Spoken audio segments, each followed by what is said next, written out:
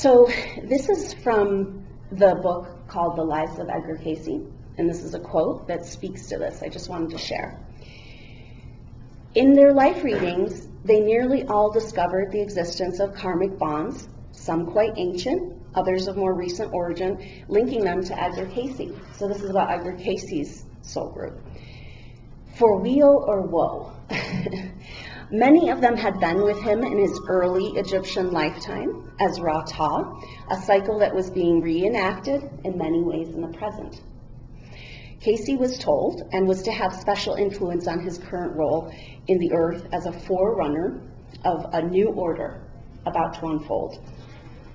With the advent of a new age, a new root race at the turn of this century, it was as if they had entered the earth with an inherent awareness of their unique opportunities for further service to humanity at this special time, and in association with that same soul entity that had led them in the past. So that's kind of an energy around Edgar Cayce's group of souls that were around him, and of course those are going to come through the readings. We know from the law of attraction that we call into our life similar energies oftentimes, and so it's understandable that the people who came to him for life readings and received life readings from him were connected. And so it would make sense that those certain patterns would come through. So we're going to talk through that. So another quote from The Lives of Edgar Cayce: this conglomerate of soul entities drawn to Edgar Cayce over the years and given life readings could be viewed quite appropriately in one sense as a single unit. An aggregate, an inseparable soul cluster of disparate but related cells. As our story unfolds down through the eons, we will see some of them entering again and again, as if in joyous preparation, we'll see about that, for the present incarnation, always responding to the soul opportunities for soul growth and service to others. Now that is right there, a definition of the indigo soul. They have a karmic rooted desire to serve, to heal, to be a part of the light, to harmonize and help humanity. And this is one of the most frustrating things for indigo souls, because they may have been in past life traumatized away from their gifts, say burned at the stake, right? And they're like, well, I don't think I'm going to really do that again, you know? And yet it's inside of them. Once you develop these skills, these life skills over lifetimes, you can't get rid of them. It's who you are. And when you're not using them, they eat away at you, these gifts. And so a lot of the journey of the indigo souls coming into these gifts, and learning who they are. This can also include soul retrieval work, bringing back these pieces of their soul that have been traumatized, kept away from them. So it's like a lot of indigo souls I work with are like, I just want to do what I'm here to do. I want to get on my path. And then it's like, but you've rejected your skills. You know, so the tools that you have to do what you're here to do, or what this desire to serve and give and share what you have, is all fine and good, except for you're rejecting the way to do it. And so the process is about meeting ourselves, becoming more whole and complete. Part of the deal with the indigo soul, in the definition that I found, is that they're more partially incarnated, because the energies on this planet, when these souls were born, were not quite able to host their light. So it's like operating on less cylinders, right? And you're kind of limping along. I don't know if you can relate to that feeling in this life. And so we want to put ourselves back together and become reacquainted with the truth of who we really are, these ancient gifts and skills that we've worked on for so many lifetimes and evolutions, and get those to work in the world. Not for the energy of the effect so much. Indigo souls want to serve, but their psychological health requires a feeling of expressing these inner truths. And yet they might have lived a whole life and not know who they even really are. And so that's the process that we're in right now. And the indigo souls, like I talked about, are preparing the way, helping to change the DNA, creating structures so that the magical crystal children can have a place to exercise their gifts and skills in this world. And so the indigo souls have had quite a task ahead of them and a lot to work against. And you can kind of imagine, I see the picture of when you're going sledding and you're the first one down the hill, you have to create you can't go that fast, right? You got to make a path. And so that's what these, particularly the first wave indigos. And these souls are going to find that they may have lived a whole portion of their life, a whole life, a big part of their life, undoing all of these other lifetimes so they can start living.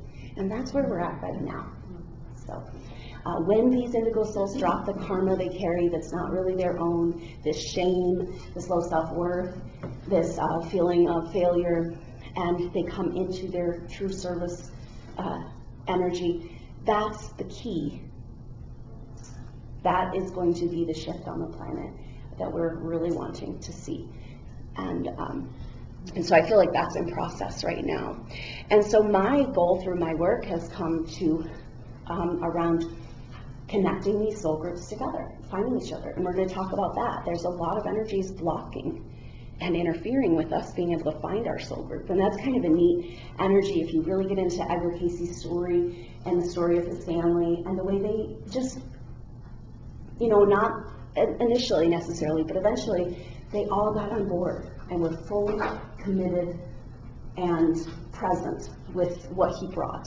And that's why we have the archives available to us in the way that we do today. And this is a beautiful feeling. You can just feel it as you read the material, the love and support that he had in his family through the hard times and the good. And this is a rare thing for indigo souls today. They often don't feel like their family members, close family members, or people around them are actually on their level. Or, and this is partly this programming energy that has kept these soul groups apart, and we'll talk about that. There's kind of a set of things that have interfered with these soul groups meeting each other. And so that's become a big focus of my work. I want to help these soul groups find each other, because when they do, the awareness, the awakening is contagious. And so that's part of the reason why there's fear energy around it. And so when we come together, there's an exponential experience of recognition and validation and a more ability to really get down and live life and do what they're here to do. So this is a quote from the book Many Mansions. And it says, souls of a given era, in general, incarnate in a later era together, in intervening centuries. Other groups of souls on Earth taking their turn, so to speak. So she's talking about how there's this, that we trade off, right? So soul groups come, and then the next soul group comes and trades off there. This proceeds with orderly and rhythmic alternation, almost like the shifts of laborers in a factory. Consequently, most of the souls on Earth today were also together in previous ages of history. Many of the people securing readings from Cayce were in some such way related. So that's the fascinating thing to me, is seeing these different eras and patterns that came through the readings. So the group of souls came together in France, they came together in Persia, they came together in Atlantis, in Egypt. And so we're going to kind of explore those eras. In Edgar Cayce's life readings, often there was he'd go back through a whole series of lifetimes backwards. So your last life, and then going all the way back, potentially to Lemuria, the first evolution in this Earth, this period of our Earth evolution. And in my sessions, I typically will work with one past life and use that past life to find whatever is going on. Because the past lives that come into the Akashic records that are available to us, we have so many experiences. But what comes up to the surface when you go to get a session or want to do this work is a lifetime that is resonant with what's happening in your life right now, right? So the lifetime that's going to come up to the surface is going to have something to do with what you're going through in present time. So there's this patterns that were found in the readings of Lemuria, Atlantis, Egypt, Rome, the Crusades in colonial time. That was one common pattern. Another pattern is Atlantis, Egypt, Rome, France, American Civil War. And then he also read lifetimes in China, India, Cambodia, Peru, Norseland, Africa, Central America, Sicily, Spain, Japan. So it wasn't limited to these European experiences. But the majority of the readings would follow very similar historical lines. And so that was what's so fascinating to me. So this is a quote from the book True Tales by Sidney Kirkpatrick. And the quote says, "They came back in soul groups to try and complete some long-term good that had been started in previous incarnations, and were drawn to others of similar past life experience that responded to particular patterns or cycles of human history." Now, he says in that quote, similar past life, we're drawn to others with similar past life experience. But in my research, what's come through my sessions, there's actually a deeper root cause of this. They're not coming together just because they've had similar past lives. They have similar past lives because they have a deeper, stronger, more powerful connection. And that's what's come through the Cayce readings from the beginning of time. So your soul group was one unit. And Rudolf Steiner, that's how he explained our evolution, that we were started in soul groups like a tribal soul. So the soul was a whole group of people had the same soul, and then we gradually came into our own individual identity. And so these soul groups, that would kind of make sense along the lines of what's come through the Cayce readings, that we are have been together since the beginning of time. And so the similar past life experience has to do of actually a previous cause.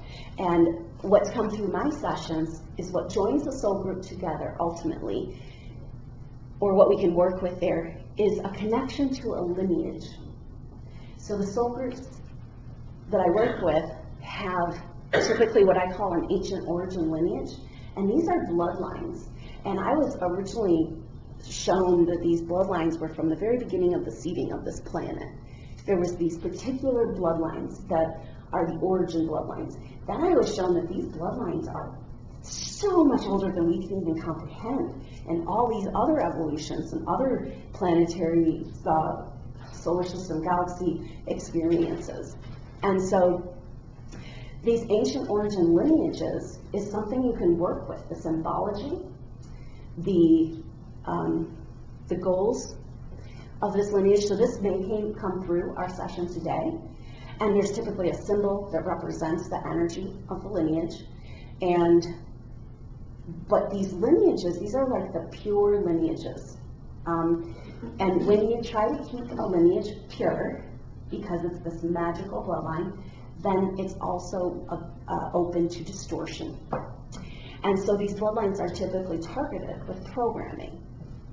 And that's because these very evolved souls are coming into these lineages. So that was the original picture I was shown, is that indigo souls need a particular body, okay?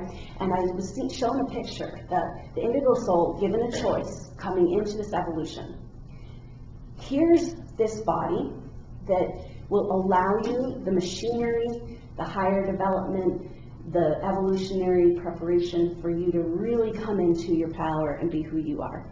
Here's another body that is not concentrated enough in this ancient origin bloodlines. You wouldn't be able to activate that higher chakra system. And the indigo souls say, I don't want to come in. I don't even want to come to Earth unless I can have this appropriate body, right? But that appropriate body also comes with a lot of disease and distortion generationally. Because think about it, these bloodlines being kept pure, that means that there's a lot of inbreeding, and there's a lot of, you can just kind of imagine the elite families of Europe, right, that have kind of held a lot of control. And that's an example of one of these bloodlines. And so they're wanting to keep it pure, and that ends up with a lot of disease, because often they've had money and power. And to keep your money and power, you need to do some treacherous things sometimes. So these bloodlines are very sick and distorted. And this indigo soul comes in with that purity and typically has a karmic contract with these lineages. And they want to heal their whole family. They want to set their whole family free. It's a big job, but somebody's got to do it, right? But can take on a lot of karma around these bloodlines and spend a lot of their time trying to clear and heal these distortions and disease in these lineage. So that's what I found actually joins these soul groups together when I look at doing, often in sessions I'll work on DNA healing, where kind of looking at these distortions, what they look like in the DNA, and working on releasing these distortions in the DNA, receiving the DNA healing. And so we'll kind of see if that comes up and talk through it.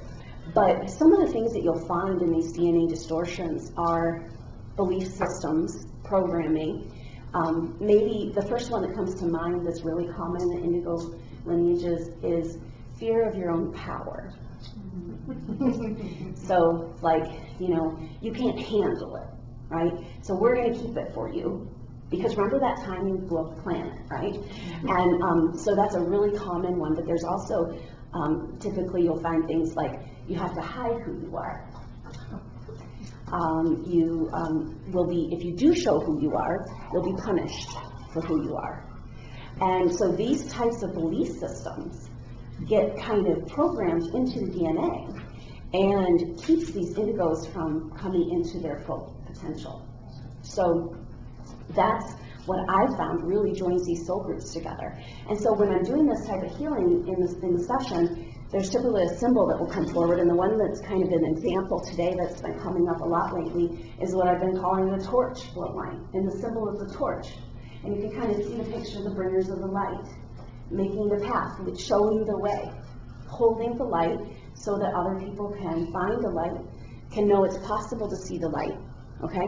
And so those torchbearers have a certain set of karmic patterns and a pattern that's happened throughout their lifetimes that's typically associated with Egyptian lifetimes too.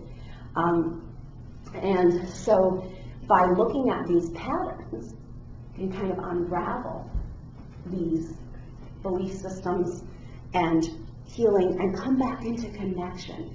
So I found that, and this was really powerful to see with the Cayce readings too, is that when he was offered a guide, he refused that. He said, he wanted to go directly to his highest self, directly to work with the Christ consciousness and with God. So our highest self is our part that can talk to God, talk to the Christ consciousness, embody that. And this is exactly what I found in my sessions too. When my clairvoyant training involved a lot of working with guides, and I do help people to do that.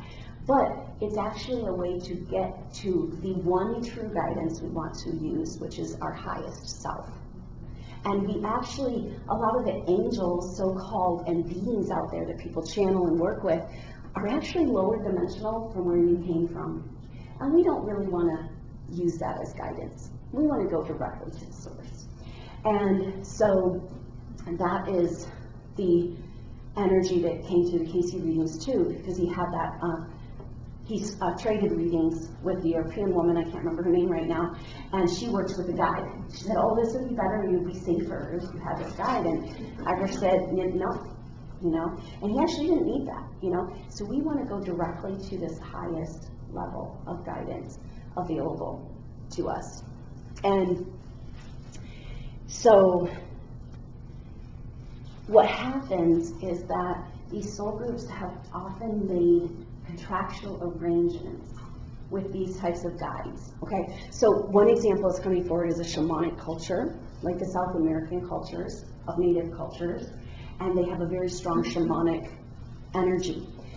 And sometimes the elders of the tribe would be rather abusive to the new initiates. This also happened, a distortion in Egypt. And so you made contracts, sometimes in ritual settings, which makes them very powerful contracts, where you said, oh yes, teach me, oh teacher, show me the way. And these teachers we're less evolved than where you came from as a soul. And so these contracts are still holding us back today because we made them in ritual format, and it's this authority energy really coming up with all this Capricorn energy. It's about taking back our own power, that we can be sovereign beings in direct connection to source and be working from that place. And so I think that might be coming up today. I'm going way off script, but we're addressing things that might be coming up in the session as well. So just a little bit more understanding. But going back to the torch bloodline, there's an energy that joins these souls together because they all identify with the symbol of the torch, and it makes sense. Now, that's the guidance. The one guidance I do use in the sessions is the ascended masters of these lineages. So these are people, souls that have gone through these experiences and no longer need a body, but they're from this same bloodline.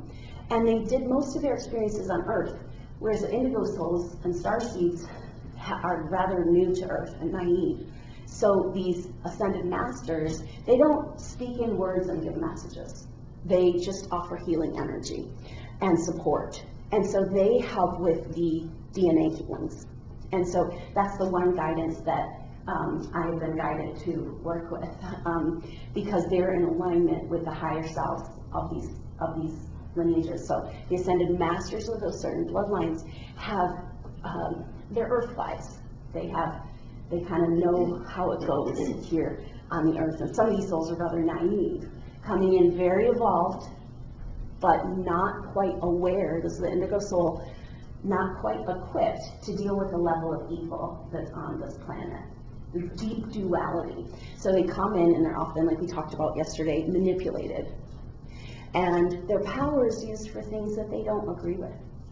This is part of the pain and the dynamic of incarnating, especially as an advanced soul in planet Earth, is that inevitably you're forced to go against your true nature, typically through manipulative forces. So I'm seeing a picture of like a child king, very pure, very indigo soul coming through these bloodlines, right? But not equipped at all to deal with the level of manipulation.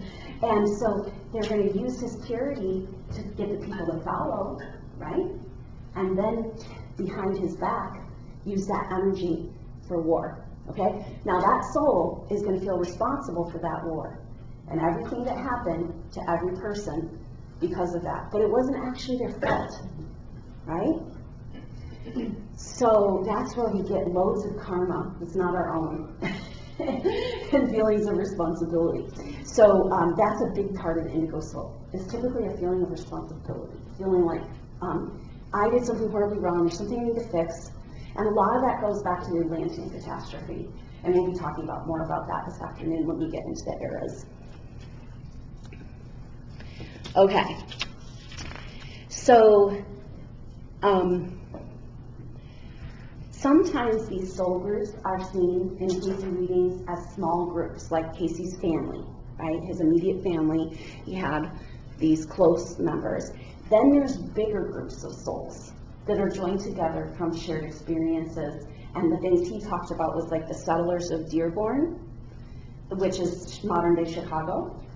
So those souls went through a lot in battling the natives and having to and Cayce had a lot of karma from that lifetime, and a lot of the people, he had a whole family, extended family, come and get readings and he felt like he owed them because he wasn't sympathetic to what they had to go through in being displaced again and again as they tried to settle that area of the country. So that's an example that group of souls now has that shared experience. Then they can be really big groups like American revolutionaries. And they all came in together, or like the French Revolution. And so these soul groups can be big or small, and what I see is there's like concentric circles. So we have our very tight, immediate soul group. Typically this is people that we might know one or two of them, if we're lucky, in this time.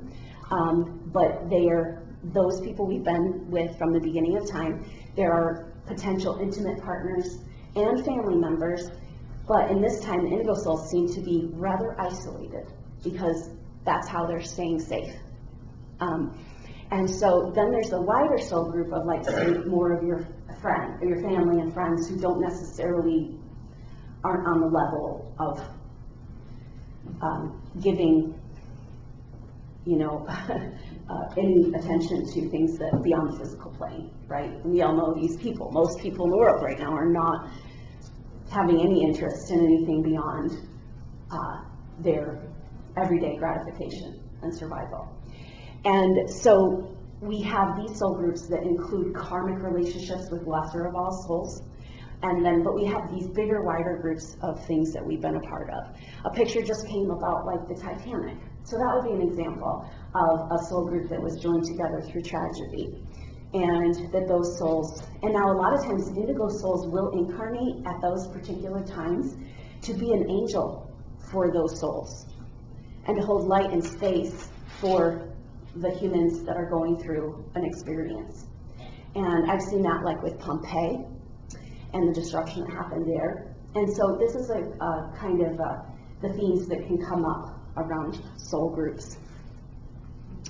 So this is from a reading, a Cayce reading that really speaks to what we're doing here today at this workshop and in general with our soul group here on the planet.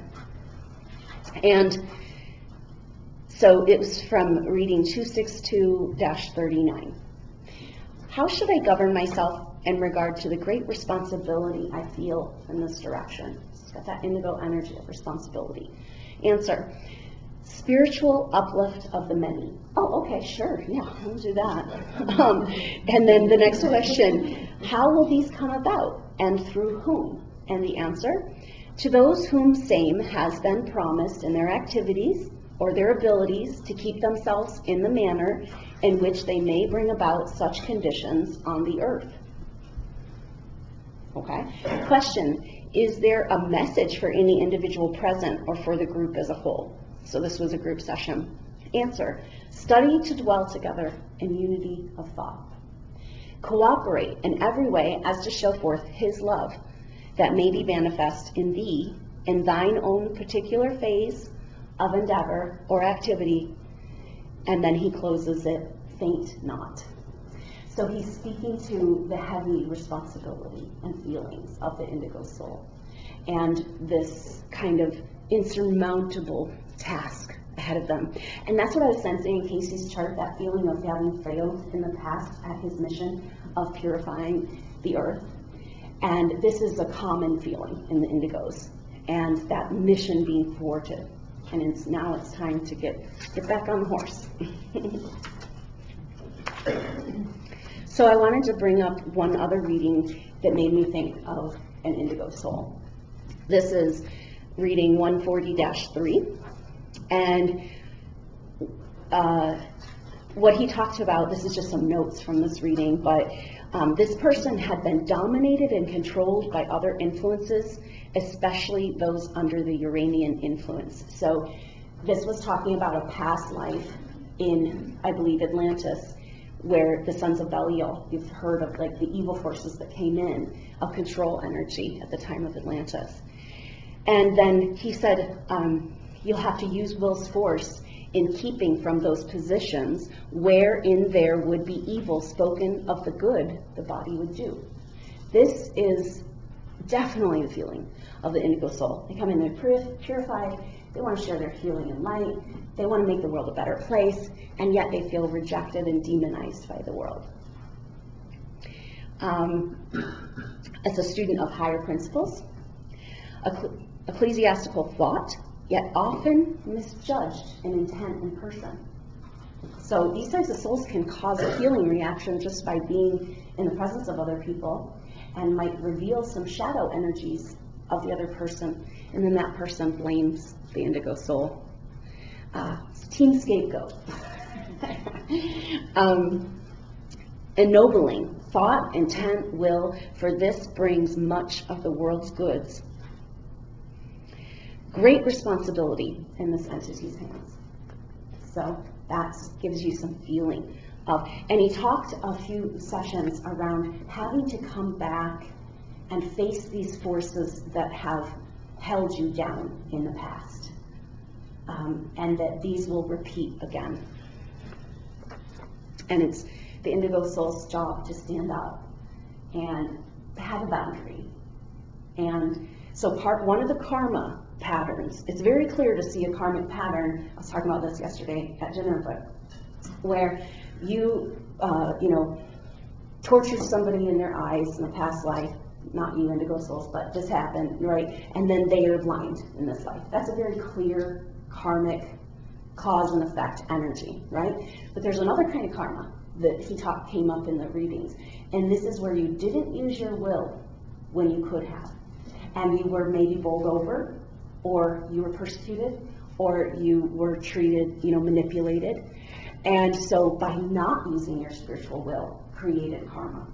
And so the same exact situation will play out. So that's what gets confusing in karma, because we feel like, gosh, my life is a mess, and I must have done these horrible, horrible things. And it's like, well, maybe you just didn't stand up for yourself. And you gotta pull yourself up by your bootstraps and have these boundaries and use your will to respect and honor, to have respect and honor for who you are as a soul, and to hold that sacred space and to put at those healthy boundaries. And that's always been a tricky one for me, because I feel like, how do you put a boundary without creating more karma? And that's where the indigo souls get into trouble. They say, well, non-interference, right? I'm just not going to interfere. But sometimes that's actually creating karma, because the will is not involved. And so that was an interesting thing that came up in these Cayce readings, that you were persecuted by these people in Atlantis, and this is going to happen again in this life, because you didn't stand up for yourself. And so that's tricky, but it makes a little bit more sense. And one thing I found too, I have a quote that the closer you get back to God in this evolution, the harder things get. And the more your soul's able to face ancient karma. And that's what's going on for a lot of souls right now. And it feels like, gosh, life is so hard and life is so heavy sometimes. But it's because you're actually getting somewhere. Okay, so I wanted to talk about, I just wanted to bring up how Edgar Cayce had his past life in Egypt and was a builder of the temple, of the pyramid. And this is ancient Egypt. So there's kind of a different periods of time of Egypt. But then he came back in a lifetime after that and went back to that temple, to work at that temple again, to build more, to purify more, to bring another aspect of that temple. And this is an example of what we're doing here. And the point of this workshop, what are we building? What have we worked on in past lives? And what's our group purpose together? And so that's kind of what we're holding in the air around this group session. And so the mission and purpose of this workshop is to connect with our soul group, to feel that connection in real life, and perhaps on the astral plane, more aware of it, because we are working with this group all the time, whether we're aware of it or not, in our sleep, on the astral plane. And it's really nice to have that work in 3D reality, when people actually show up in the body and work together. And that's just a beautiful experience for indigo souls, to get down to work and have that support. Now, a lot of indigo souls have because they wanted to clear karma from many lifetimes in this very crucial lifetime that we're here in today, they chose very abusive or difficult situations in their childhood, or a disconnect, karma, heavy karma with their parents. And what that did, though, is establish this pattern that may have gone on for lifetimes in the very early childhood, as a way to attempt to pull it out by the roots and be done with it for good. And of course, some get lost along the way and can't ever get out of that trauma. But for some reason, indigo souls seem to have chosen that type of difficulty. And what I found is that indigo souls, because they're very advanced and more evolved, and this is not better than anybody or worse than anybody, this is just more experience. And so they come into these families with this karma and with their parents, and the parents are nowhere near as evolved, so they can't recognize on a soul spiritual level the indigo soul. And the indigo soul feels fundamentally lonely and alone on the planet. It's because of this big gap in consciousness. And that's the profound energy when your soul group members show up, because they can identify with who you are. And just by being around them, they say, oh, okay, I get a picture of who I am, because this person is seeing me for who I am. And for a soul who maybe didn't get that soul spiritual validation, wasn't available to them as a child, that can be quite profound and even scary. And we often will run, particularly those intimate soulmates relationships. And somebody shows up and wants to recognize us as who we are, and maybe we don't feel like we deserve to be that person. And so that's when you get kind of an energy around running from soulmate relationships in an intimate setting, often. But this is a profound gift of the soul group, is that, wait, oh, we've gone through these similar things, and I can relate to you. I trust you. Immediately trust these people, which is a problem, because indigo souls have trusted the wrong people again and again, right? And so to find people that you feel like are on your page, are not going to manipulate you, they don't want to compete with you, they don't want to be mad at you for your gifts and skills, because you're there together, and it can be such a healing and beautiful thing. So that's kind of a roundabout back to why I have, my mission has become around helping these soul groups find each other. So I just wanted to talk a little bit about this programming that keeps these soul groups apart. And then we're going to kind of start to wind down. We're set the energy. We're going to take a break, and we're going to set up the chairs in a circle so that we can be together for the intuitive session. And so we're moving into that energy. So a lot of these indigo souls have been targeted, because you can imagine what I've actually been shown in the readings is from this other level. And these beings come in, they're emanating light. They look different from other people on the energetic field. And they become targeted. And targeted over lifetimes, where the control energies, the evil forces, have an eye out for them, right? Oh, there's that one, troublemaker. Let's go get them, So it's a feeling of being targeted. And that energy can be very, very visceral, even though it's something that's happened over lifetimes.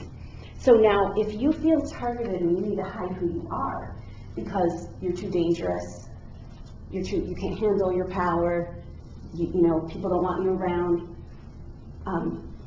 they're going to target you and they'll find you. So 2 of you is much more of a target.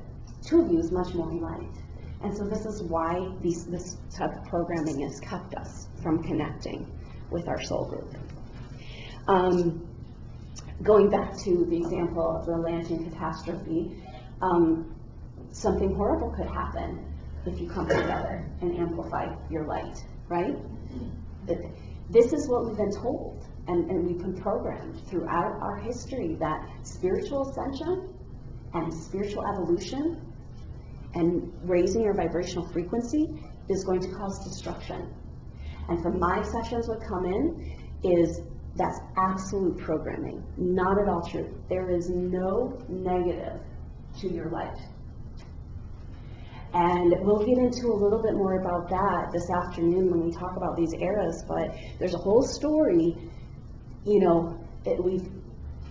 all of these sources have told us, including the Cayce readings, it was the misuse of power that created catastrophe. And we're going to kind of examine that and get deeper into that, because there's some different interpretations of what that could mean. So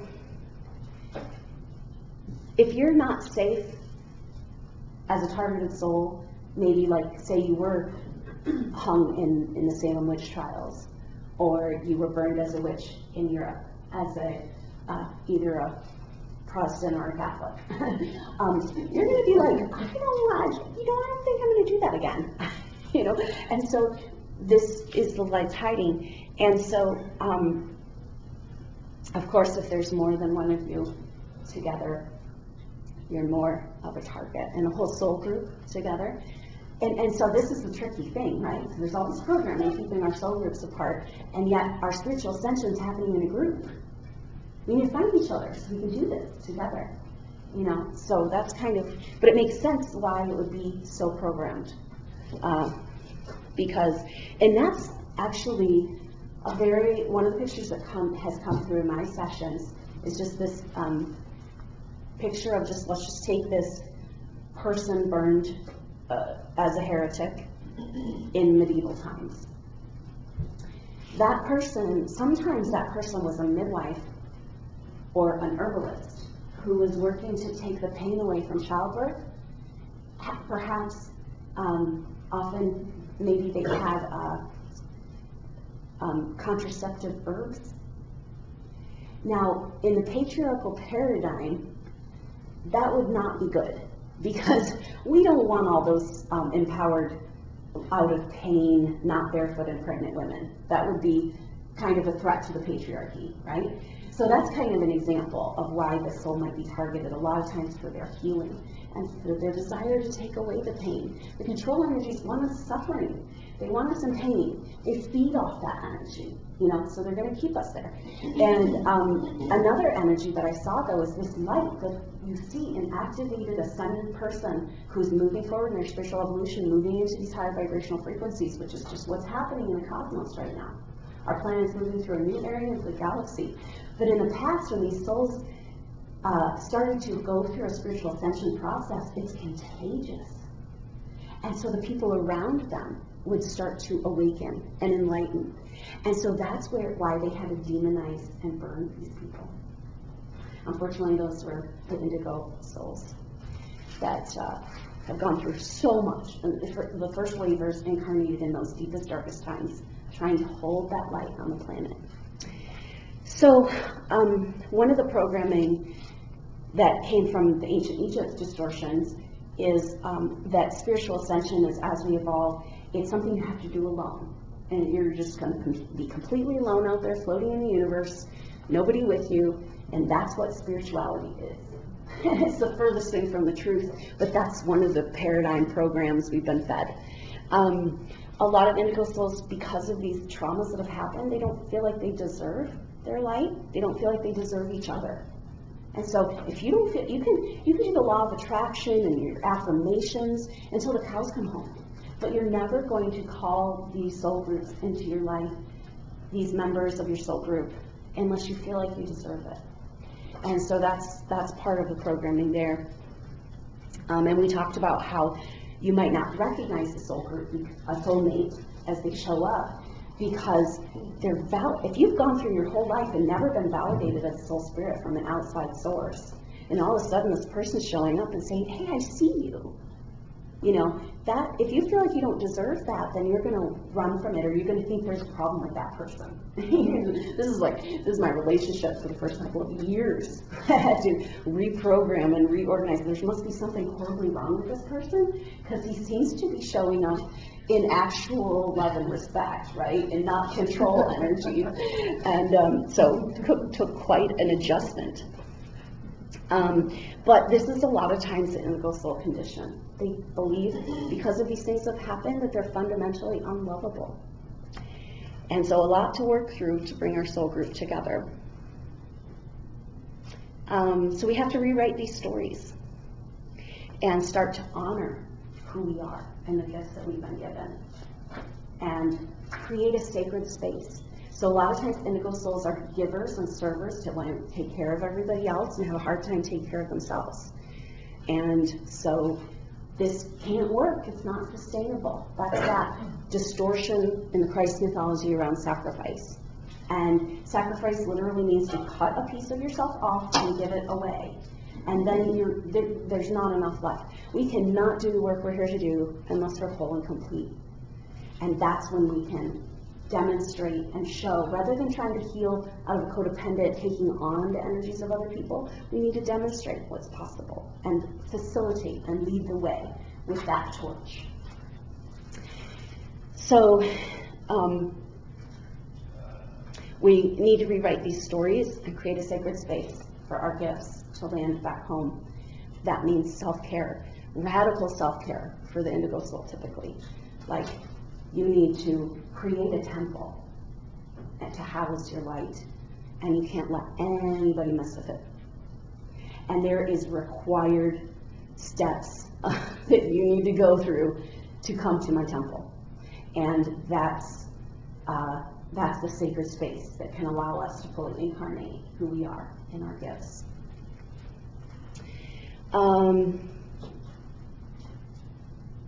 So by coming together and working on this healing, recognizing each other, we're putting a beacon out there. Just by acknowledging the fact that we have a soul group, you're putting a beacon out there for these people to find you in actual real life. So here we are together, you brave souls, overcome all the programming to get here and be together. So really, really beautiful.